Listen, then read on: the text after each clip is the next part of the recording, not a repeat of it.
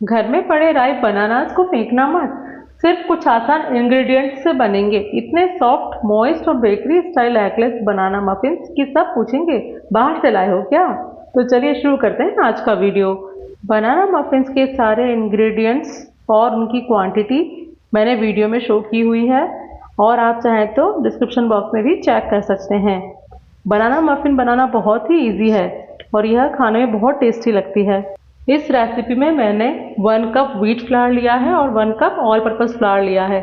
आप चाहें तो पूरा ही मैदा यूज़ कर सकते हैं और आप चाहें तो होल व्हीट फ्लावर यूज़ कर सकते हैं।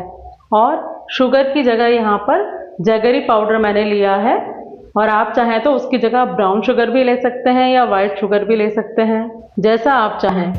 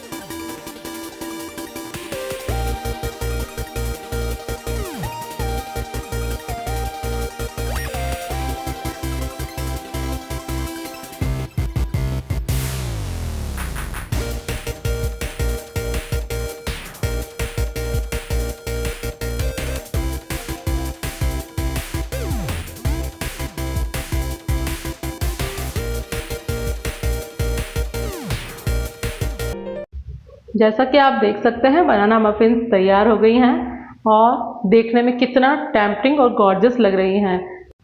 आई होप आप लोगों को बनाना मफिन्स की रेसिपी पसंद आई होगी। तो ऐसी और रेसिपीज़ जानने के लिए मेरे चैनल को सब्सक्राइब कीजिए, लाइक कीजिए और शेयर कीजिए। Happy baking.